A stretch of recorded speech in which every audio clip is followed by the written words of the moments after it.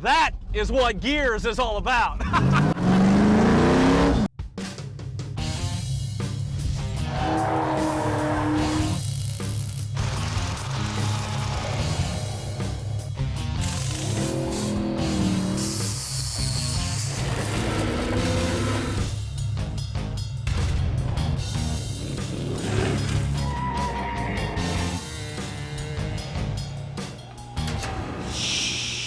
Now, you're watching Gearz. Hey, I got a question for you. What was the wildest, craziest production car ever built in the muscle car era? Huh? Yeah, I know, that's a tough question, because all the automakers were doing some really crazy stuff during that time.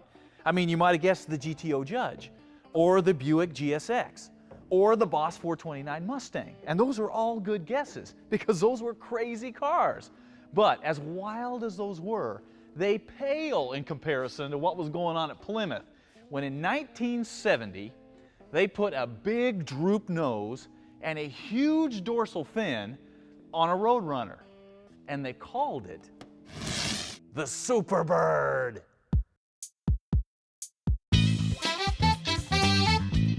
Now, even in the psychedelic 70s, the Superbird looked like something from another planet with that funky nose and huge wing. Most of them sat on car lots, unsold, because they were just too weird looking to sell. Now at this point, you might be thinking, oh, the Superbird, man, it sounds like that was a failure. No, that isn't until you realize that the Superbird was never designed to be a success in sales off the showroom floor. No, the Superbird was designed to be a success on the racetrack.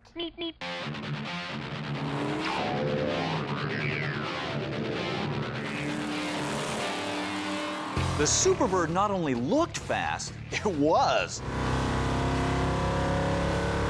The droop nose with the hidden headlights cleaned up the aerodynamics considerably, allowing it to slice through the air with very little drag. The huge wing on the back not only looked like it was defiantly giving the world a finger, but it actually supplied downforce to keep the rear tires planted on the ground at high speeds. This was so effective that racing birds were clocked at over 220 miles an hour, and they won practically every race they ran until they were outlawed in 1971. Now that's great for a race car, but what about these street cars? You know, Plymouth built just under 2,000 of these to qualify it as a production car so they could race NASCAR with it. What were these like?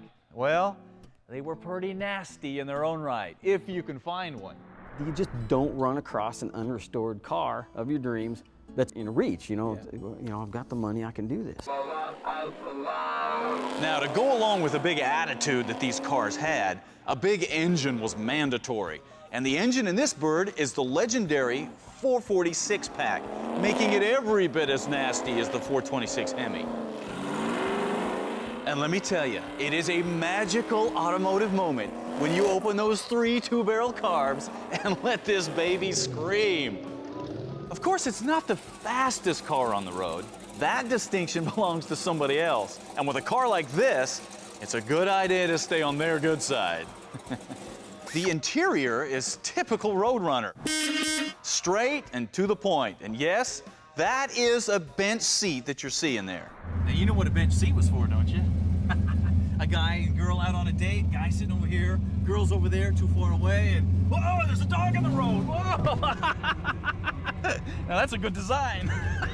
Very effective. The value of these cars in original condition has gone through the roof. All the modifications that Jeff did during the restoration can easily be removed. That makes people mad, and I'm just like, I don't care. It's my car, it's my hot rod. That's what I wanted. If I want to put gas pedal on it, I'm going to put one on it.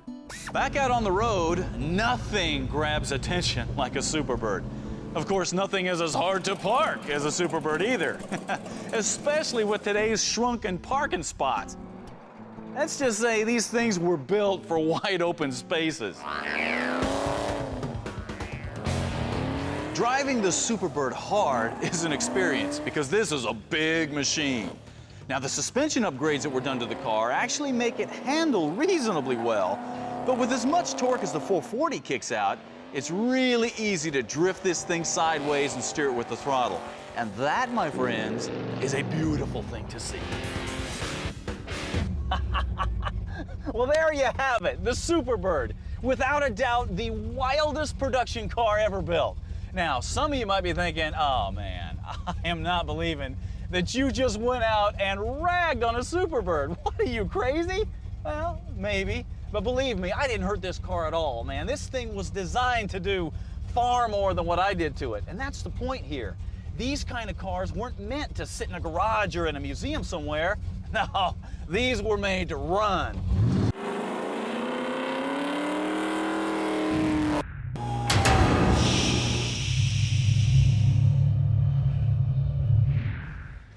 You know, one thing that's important to remember when you're working on a big project like a car or a truck is that it's really nothing more than a bunch of small projects all put together. I mean, you have the interior and the paint and the engine and the suspension, and these all add up to finally make a car. And it's how you deal with these things that ultimately decides just what you end up with. So, today we're going to show you how to deal with some of these smaller projects, starting with the one piece you have your hands on more than anything else, the steering wheel. You know, most people realize that there are a lot of really nice aftermarket steering wheels out there. And if you can find one that fits your needs, well, you need to buy it and bolt it on. It'll save you a bunch of trouble. But if you are doing a nostalgia rod or an original restoration on a muscle car, well, you probably don't want something like this. No, you're going to want to stay with the original style steering wheel. For example, take a look at the original wheel on this Superbird. I mean, it's got the fake wood grain and got the little beep beep Roadrunner in here. I mean, this thing is cool. This is what made this car special in the first place. So obviously you want to keep this, but there is a problem. We got a bunch of cracks in it. So what are you gonna do? Well, you're gonna fix it. This is how to do it. This is an original banjo style wheel off of a 39 Buick that we pulled out of a trash heap on the way to the dump. Now, obviously, this thing is extremely rough, but it's also extremely cool, so it is worth saving. Now, to do a project like this, what you need is very simple. Just some files and some sandpaper, some epoxy, and a little bit of body filler.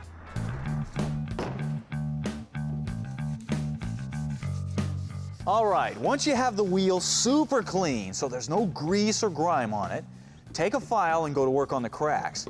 Now, this will not only open them up, but it'll also clean them out so you can get some good adhesion with the epoxy. Also, if the wheel is splitting apart or deformed like ours is, you're going to want to use some clamps to bring it back together and into shape. Now, for smaller cracks like those on the Superbird wheel, well, you can get by with just using some body filler. However, with big structural cracks like this or pieces missing, you're going to want to use some epoxy because you need something strong that's not going to crack because you don't want to have to do this again. So, for epoxy, you've got some choices. You got JB Weld, and you have liquid steel, and you have this PC7 stuff. Now, they're all strong, but I prefer this PC7 because it's more like a paste, which means it's not going to sag and run all over the table when I pack it in here to reconstruct this area. And the good news is you can pick this up at Home Depot or Lowe's or whatever hardware stores around you.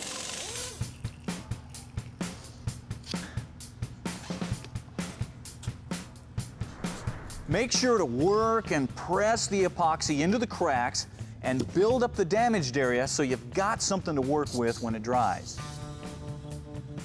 Once you got it smoothed out, just set it aside and let it dry.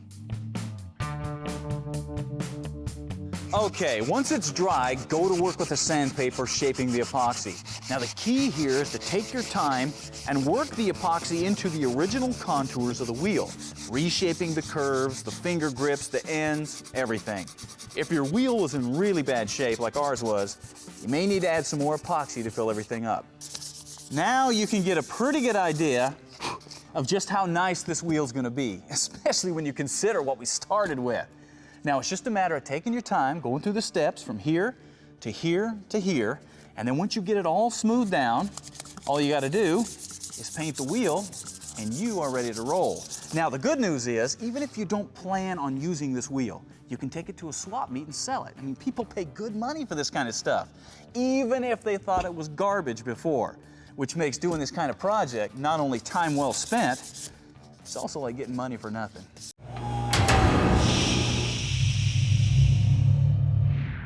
You know, the automotive aftermarket is an amazing thing because you can get just about any part you can imagine for just about any car or truck ever made. And man, that is great. But sometimes buying something brand new, it's not the best way to go. And since today's show is focusing on using this more than this, well, we're going to show you how to take some old, nasty, cruddy exhaust manifolds and turn them into something that you'd be proud to have on a retro cruiser or a factory muscle car, or heck, even your daily driver. But the first question is, why in the world would you want to use something like this when there are so many nice aftermarket header systems out there? That's a good question. And if you're into performance, well, a header's the way to go. I mean, these things are king. These are going to way outflow a stock exhaust manifold. However, if you're into just cruising, or you're on a limited budget, or you're trying to do an original restoration like this old Jeep here, well, you don't want to stick headers on something like this. No, you need to use the stock exhaust manifolds, but you don't have to put them on ugly. You can make them look good, and you can make them perform better too. Come on.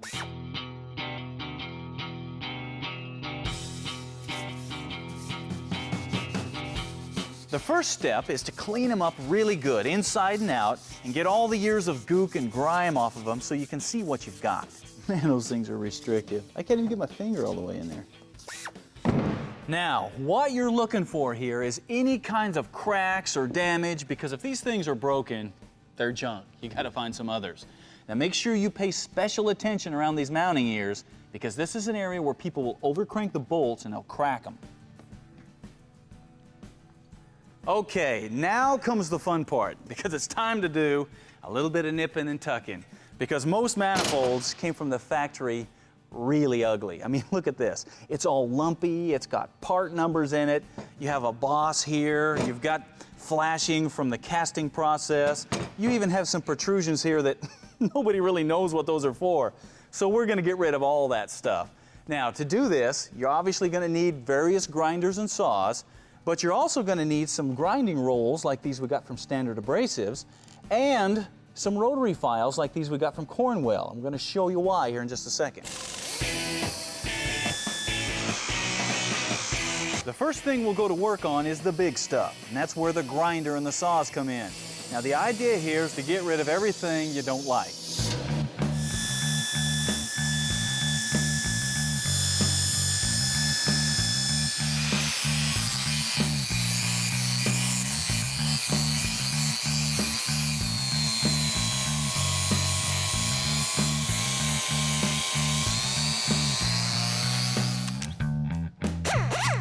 Now we'll dig into the sanding rolls, because these are going to allow us to get into the little nooks and crannies to really smooth things out. Now that's what you're after, to smooth this out so it looks like a custom piece of tubing, not a cast iron hunk of iron.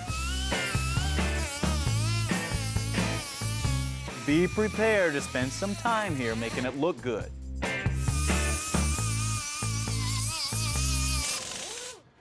Wow, what a difference a little bit of time and effort makes, huh? Yeah. Now, since you're going to the trouble to do this, you might as well make it perform better, right? Right. So I like to do a real simple port job to it.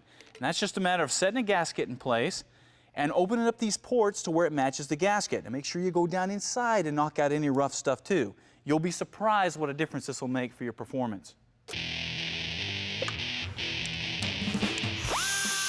We'll use the metal files first to knock off all the big stuff. Then we'll follow it up with the sanding rolls to smooth it all out. This will give you much better flow and performance out of these old pieces. Now, once you've got them all smoothed out, just shoot on a coat of high heat paint and they're ready to go back on the car. Now, just in case you've forgotten, that is what we started with. That is a huge difference. These look better, they flow better, and you didn't spend a lot of money doing them. Yeah. Now, one last thing. If you go in the house and flop down on the couch in front of your wife or girlfriend, looking like this. Oh, you're on your own. We can't help you there. When Stacey David makes house calls in the big Gearz Nation truck, it makes for some pretty special moments. But if they can't come to your garage, the next best thing to do is check out the stuff they have online to help you out. Things like DVDs, wiring and build books, apparel and fender covers are just some of the things you'll find to help you with your project or make a great gift for that certain car nut in your life. If you're ready to get out there, build something, and then go smoke the tires on it, StaceyDavid.com can help you do that.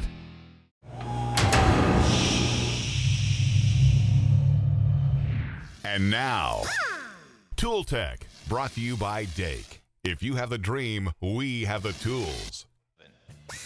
You know, one of the first things that you learn when you become a gearhead and start doing things yourself is that you're going to be doing a lot of cutting and drilling and modifying metal. And as good as the old trusty hacksaw is, and the Sawzall, and the cutoff wheel, well, they've got their limitations, especially if you're a fabricator. Now, you're going to need some other tools, and that is what we're going to look at. Okay, when you're ready to move up to cutting heavier stuff, you need to look into a bandsaw, because when it comes to cutting, I use this tool more than anything in the shop because it is so versatile.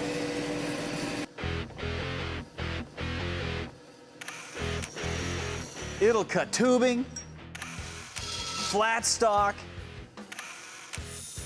sheet metal, weird stuff, you name it, it'll cut it. Now, before you run out to your local hardware store and buy yourself a new pair of shoes and a cheap bandsaw, you need to remember, most of those saws are made to cut wood, and they will cut light metal, but something like this would kill a cheap saw. You got to remember, a welder and a bandsaw are two tools that are worth investing in because you use them a lot and you definitely get what you pay for. Now, there is one drawback to using a bandsaw. It is without a doubt the most dangerous tool in the shop because it's just a blade down there just waiting to cut something. And it's real easy to get sidetracked, not pay attention, and that's why a lot of guys are missing fingers and hands because of these things. So, it definitely requires the most respect of any tool in the shop. Now, if you cut a lot of tubing, chassis, roll bars, things like that, well, obviously a bandsaw will cut them, but there's a better tool out there. Let me show you. This is a cold saw. Now, I know it looks like a chop saw, but this is a far superior tool to a chop saw. It's more expensive, but it's a better tool because it doesn't use an abrasive blade and heat to cut. It actually has a real cutting blade with special teeth that turns very slowly and just powers through the metal. The metal stays cool by keeping the blade and the part lubricated with cutting fluid. What you end up with is no heat buildup, no sparks flying across the room like a chop saw, and you've got a tool that will cut so accurately without distortion that you can cut thin enough to actually make your own spacers and washers. You try that with a chop saw. Now, like I said before, for you guys that are doing tube chassis or roll bars, it'll cut miters and fish mouths and angles to where the pieces will fit together for the perfect TIG weld. This is a great tool. Now, do you need this? Well, if you do a lot of metal work, absolutely. If you don't, probably not. But now at least you know what's out there.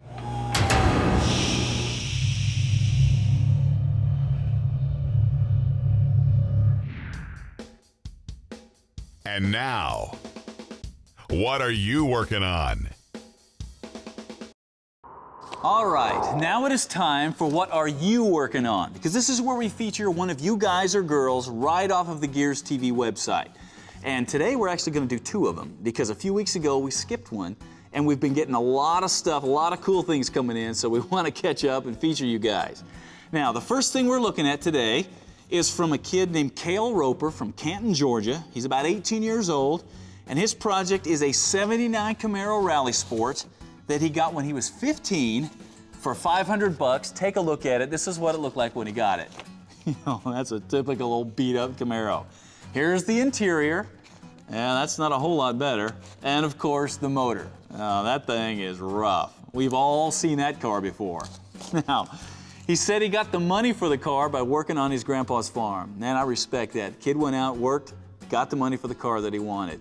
He said when he drug it home, that his mom helped him get it started. She turned it over while he worked under the hood. Man, that's an awesome mom.